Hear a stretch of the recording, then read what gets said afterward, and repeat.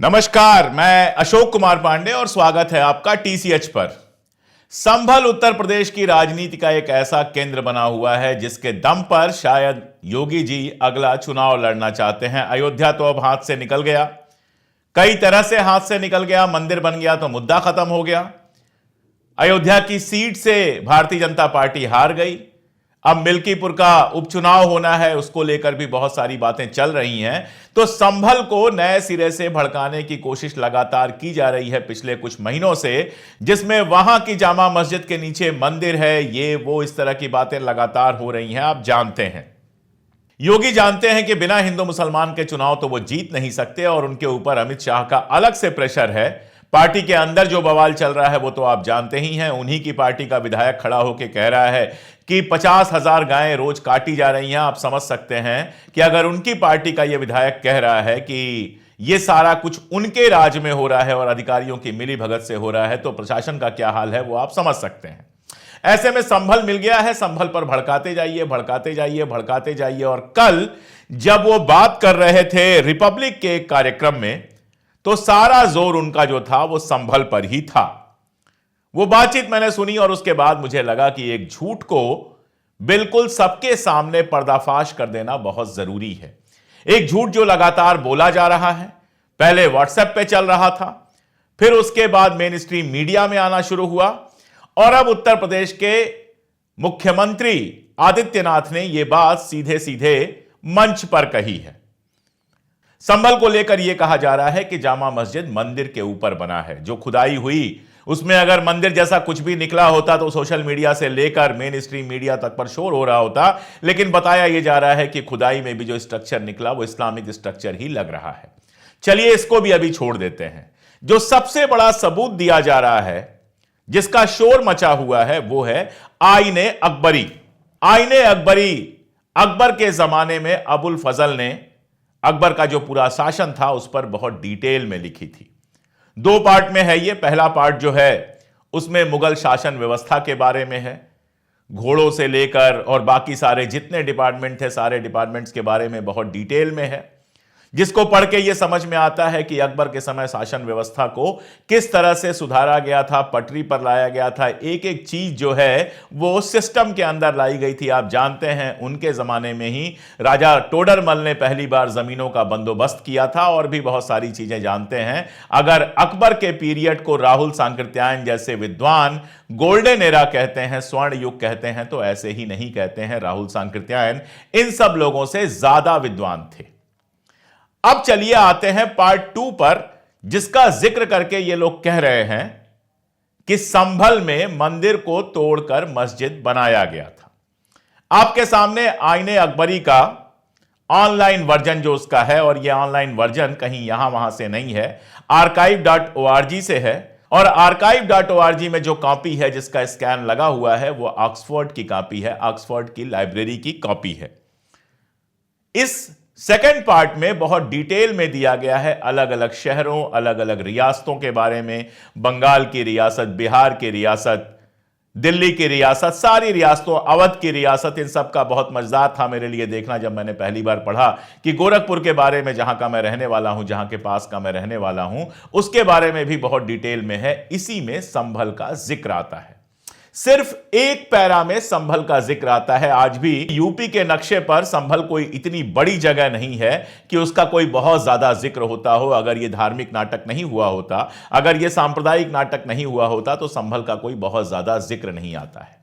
तो आईने अकबरी के पार्ट 2 में पेज नंबर 281 पर संभल का जिक्र आता है, जो आप स्क्रीन पर देख पा रहे होंगे। अब इस जिक्र में क्या है, संभल के बारे में क्या लिखा हुआ है? There is game in plenty in the sarkar of Sambhal where rhinoceros is found. यानी उस जमाने में संभल में जंगल था और उस जंगल में गैंडा पाया जाता था। इसके बारे में बताया है कि छोटे हाथी जैसा एक ये जानवर होता है जिसकी सूंड नहीं होती है और इसकी नाक पर जो है वो सींग होता है। तो जाहिर तौर पर वो गैंडे की ही बात कर रहे हैं। इसके बाद बताते हैं कि इसकी स्किन से, यानी इसकी जो त्वचा है उससे क्या क्या बन सकता है, वो सारा डिटेल बताते हैं। और उसके बाद आता है मंदिर का जिक्र। बहुत गौर से सुनिएगा और पढ़िएगा। In the city of Sambhal, there is a temple called Hari Mandal, the temple of Vishnu, belonging to a Brahmin. From among those descendants, the 10th avatar will appear in this spot. यानी कि कहते हैं कि संभल में एक विष्णु मंदिर है जिसको हरि मंडल कहते हैं, और ये एक ब्राह्मण की संपत्ति है, और माना जाता है कि विष्णु का अवतार यहां पर होगा। विष्णु का जो 10वां अवतार होना है वो यहां पर होगा, ऐसी मान्यता है। बस इतना, फुल स्टॉप। उसके बाद वो हांसी की बात करने लगते हैं। संभल की बात यहीं पर खत्म हो जाती है। मैं योगी आदित्यनाथ जी से सीधे सीधे यह सवाल पूछना चाहता हूं कि इसमें विष्णु मंदिर के गिराए जाने का जिक्र कहां है? कहां है यह जिक्र कि विष्णु मंदिर को गिराया गया था? अब इसको आप गौर से पढ़िए। यह जो विष्णु मंदिर था यह एक ब्राह्मण की प्रॉपर्टी थी। यह बता रहे हैं अबुल फजल आईने अकबरी में, और उनका कहना है कि मान्यता यह है कि यहां पर ही विष्णु का 10वां अवतार होगा। यह वही बातें हैं जो आज की जा रही हैं, तब भी मान्यता रही होगी। इसमें कहीं भी, मैं पूरी जिम्मेदारी के साथ आपके सामने आईने अकबरी खोलकर पूरी जिम्मेदारी के साथ कह रहा हूं कि इसमें मंदिर के गिराए जाने का कहीं कोई जिक्र नहीं है। कहीं यह जिक्र नहीं है कि मंदिर तोड़ा गया। कहीं यह जिक्र नहीं है कि मंदिर तोड़कर उसके ऊपर कोई मस्जिद बनाई गई। कहीं यह जिक्र नहीं है कि मुगलों ने इस मंदिर को तोड़ा था। सिर्फ इतना जिक्र है कि यहां पर एक विष्णु मंदिर था। यह भी जिक्र नहीं है कि बहुत भव्य था कि नहीं था। बताया यह गया है इसमें कि वह एक ब्राह्मण की संपत्ति था। तो सीधी सी बात है, वो व्यक्तिगत संपत्ति का मंदिर था। एक ब्राह्मण परिवार था जिसका वो मंदिर था, और जहां पर यह मान्यता थी कि विष्णु का 10वां अवतार होगा। यह बात अबुल फजल कह रहे हैं। अबुल फजल ने आईने अकबरी में कहीं यह नहीं कहा है कि यह मंदिर तोड़ा गया, लेकिन योगी आदित्यनाथ रिपब्लिक भारत के मंच पर बैठकर कहते हैं कि आईने अकबरी में साफ लिखा हुआ है कि संभल में मंदिर था विष्णु का, जिसको तोड़ा गया और जिसकी जगह नई इमारत बनाई गई। मैं पूछता हूं, आईने अकबरी सामने रखी है, ऑनलाइन इसका लिंक दे देता हूं, पेज नंबर मैंने 281 बता दिया। इसके अलावा कोई मुझे दिखा दे कि आईने अकबरी में संभल का जिक्र कहां आया है, और कोई मुझे दिखा दे कि आखिर संभल में विष्णु मंदिर को तोड़ा गया, यह जिक्र कहां पर आया है। बहुत सीधी सी बात है कि एक ब्राह्मण की यह संपत्ति थी, मंदिर रहा होगा। बहुत संभव है कि बहुत बड़ा नहीं, सामान्य मंदिर रहा हो, और बहुत संभव है कि समय के साथ वो मंदिर टूट गया हो, या फिर किसी ना किसी रूप में आज भी वो मंदिर हो। किस जगह पर था, कैसा था, यह तो हम नहीं जानते। उस समय संभल एक जंगल था, बहुत साफ समझ में आ रहा है, जहां पर गैंडे पाए जाते थे। अब उसके बाद जंगल कटे, गैंडे गायब हो गए, बाकी जानवर गायब हो गए, ढेर सारे नए घर बने, नई बस्तियां हुई, नई बसाहट हुई। अब उसमें मंदिर कहां है, कैसे है, यह पता लगाना इतिहासकारों का काम हो सकता है। यह पता लगाना पुरातत्ववेत्ताओं का काम हो सकता है। इस एक वाक्य के आधार पर कहीं से यह नहीं कहा जा सकता है कि उस मंदिर को गिराकर उसकी जगह पर वहां जामा मस्जिद या कोई और मस्जिद बनी। यह इतिहास कहता है, और मैं उसी किताब को कोट कर रहा हूं जिस किताब को व्हाट्सएप से लेके, मेन स्ट्रीम मीडिया से लेके, और अब योगी आदित्यनाथ भी कोट कर रहे हैं। मतलब सीधा सा है कि इतिहास का सहारा जैसे हमेशा तोड़ मरोड़ के लिया जाता है, वैसे ही तोड़ मरोड़ के लिया जा रहा है संभल में बवाल पैदा कराने में। और वर्तमान के साथ कम खेल नहीं है। संभल में दंगे हुए हैं, सब जानते हैं, लेकिन योगी आदित्यनाथ जी ऐसे बता रहे हैं जैसे संभल के दंगों में सिर्फ हिंदू मारे गए हैं। संभल के दंगों में मुसलमान मारे ही नहीं गए, इस भाषा में बात हो रही है। हकीकत यह है कि संभल के दंगों में मुसलमान भी मारे गए हैं। एक मौलवी की भी हत्या संभल के दंगों में हुई थी। जब भी दंगे होते हैं तो उन दंगों में दोनों तरफ के लोग मारे जाते हैं, यह एक हकीकत है। आपको लगता है संभल में विष्णु मंदिर था और संभल में, उसी मंदिर में विष्णु का 10वां अवतार होगा, बहुत अच्छी बात है। हर आदमी को अपनी मान्यताओं के साथ रहने का अधिकार है। हर धर्म की अपनी मान्यताएं हैं, मैं उनका सम्मान करता हूं। उस विष्णु मंदिर को तलाशिए, वो किसी मस्जिद के नीचे है। ये तो पॉलिटिक्स ज्यादा है, इतिहास कम है और श्रद्धा उससे भी कम। योगी जी कहते हैं पुराने जख्मों का उपचार हो जाए तो ठीक रहता है, वरना कैंसर होने का खतरा होता है। मैं फिर इतिहास की एक किताब पे ले चलता हूं आपको, प्रोफेसर सतीश चंद्रा की किताब पर, जिनको मध्यकालीन इतिहास का बहुत बड़ा विद्वान माना जाता है। जब आप उनकी किताब पे चलते हैं तो देखते हैं कि वो ये बताते हैं कि जो पुरी का मंदिर है वो कभी बौद्ध मठ हुआ करता था। वैसे भी भुवनेश्वर और उसके आसपास के इलाकों में, उड़ीसा में आप भटकेंगे तो साफ पता चलता है कि बौद्ध धर्म का वहां पर जबरदस्त प्रभाव था। तमाम सारे मठ मिले हैं, तमाम सारे मंदिर मिले हैं बौद्धों के। भुवनेश्वर के बिल्कुल पास में एक साइट है जहां पर पहाड़ को काटकर बौद्ध मंदिर बनाए गए थे, उसको रिस्टोर किया गया है। ऐसे बहुत सारे साइट्स वहां पर मिले हैं और सतीश चंद्रा जी का दावा यह है कि जो पुरी का मंदिर था वो बेसिकली एक बौद्ध मंदिर था। ऐसे ही महापंडित राहुल सांकृत्यायन का मानना था कि बद्रीनाथ जो है वो मूलतः बौद्ध टेंपल था। एग्जाम्पल देने बैठूंगा तो बहुत लंबा हो जाएगा। ऐसी पचासों सैकड़ों साइट्स हैं, गुजरात से लेके, यूपी से लेके, कश्मीर से लेके और जाने कहां कहां तक, जहां यह दावा है कि बौद्ध साइट्स के ऊपर मंदिर बनाए गए। बौद्धों और हिंदुओं का संघर्ष कोई अनजान चीज नहीं है।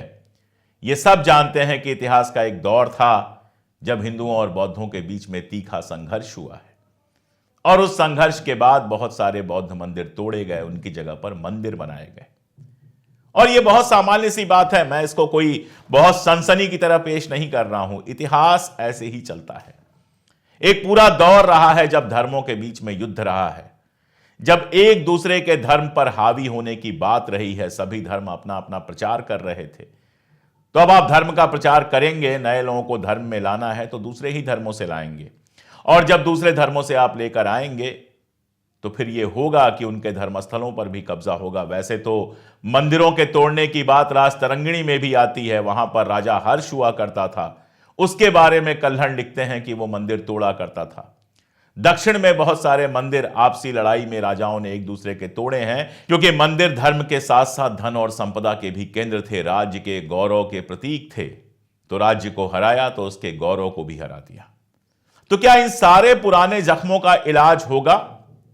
क्या योगी आदित्यनाथ, या अब तो उड़ीसा में भारतीय जनता पार्टी की सरकार है, केंद्र में भारतीय जनता पार्टी की सरकार है, क्या ये लोग पुरी के मंदिर की खुदाई करवाएंगे ये पता करने के लिए कि कहीं वहां बौद्ध मंदिर तो नहीं था?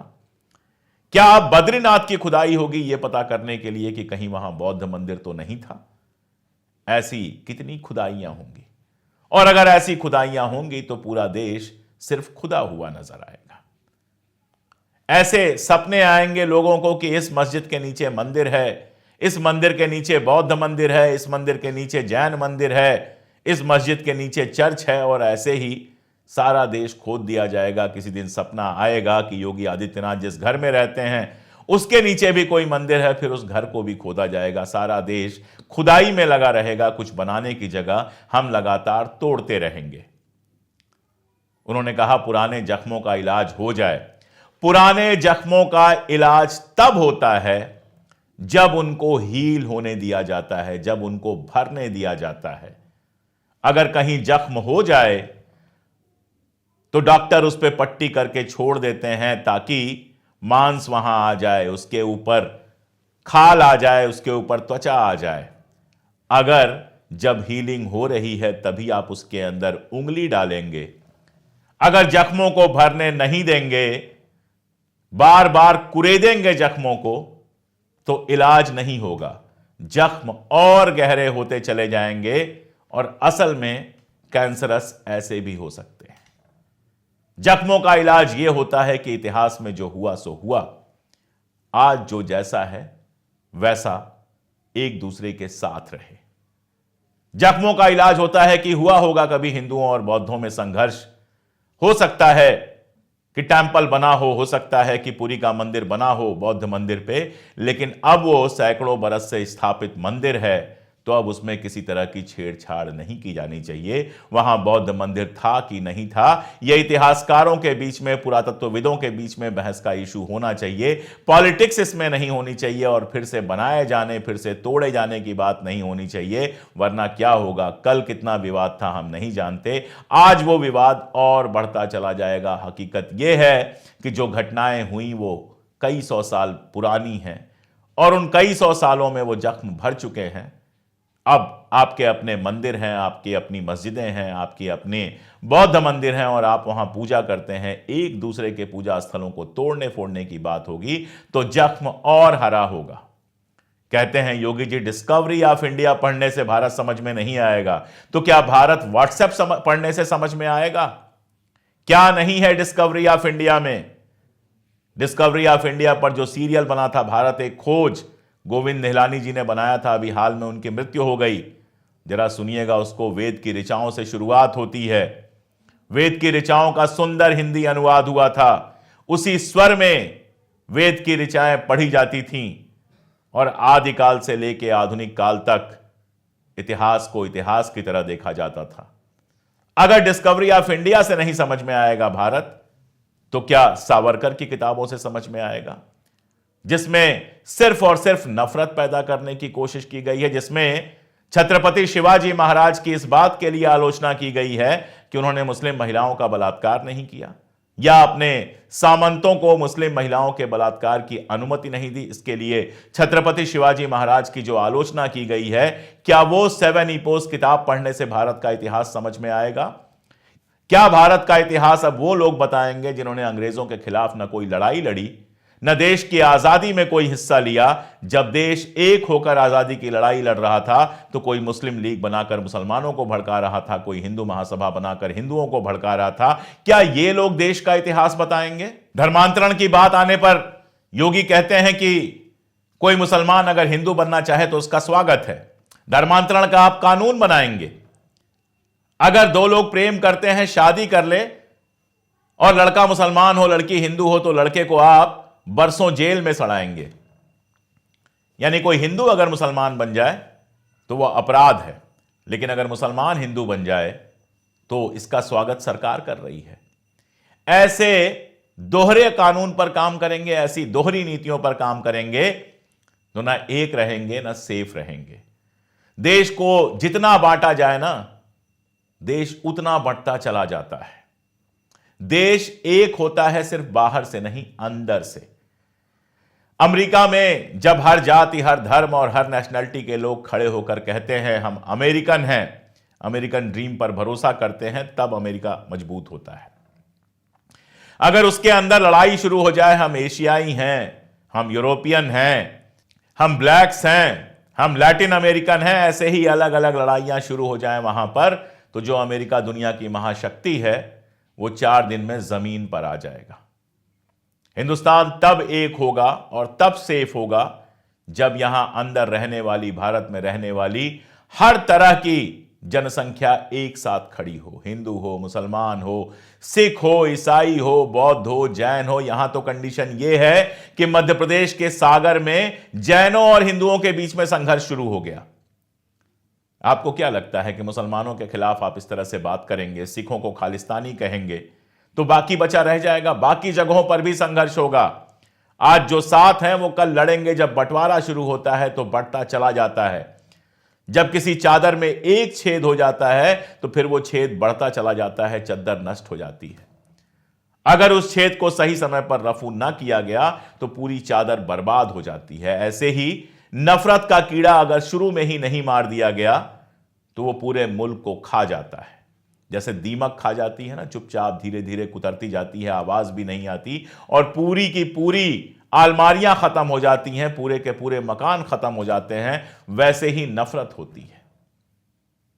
झूठ के सहारे, व्हाट्सएप के सहारे, प्रचार के सहारे, मीडिया के सहारे लगातार ये जो नफरत पैदा करने की कोशिश की जा रही है, आप खुद सोचिएगा मुल्क को किधर ले जा रही है। रहा सवाल आईने अकबरी का, रहा सवाल अबुल फजल का, तो मैंने साफ साफ आपको पेज नंबर 281 वॉल्यूम 2 पता दे दिया है। मुझ पर भी भरोसा मत कीजिए, जाइए ढूंढिए वॉल्यूम 2 का पेज नंबर 281 खोलिए, जहां संभल का जिक्र है, और फिर खुद देखिए कि वहां मंदिर होने का जिक्र तो है, लेकिन मंदिर को तोड़े जाने का कोई जिक्र नहीं है। और उसके बाद सोचिएगा कि इस तरह के झूठ फैलाने की जरूरत क्यों पड़ती है। आज के लिए इतना ही, बहुत शुक्रिया।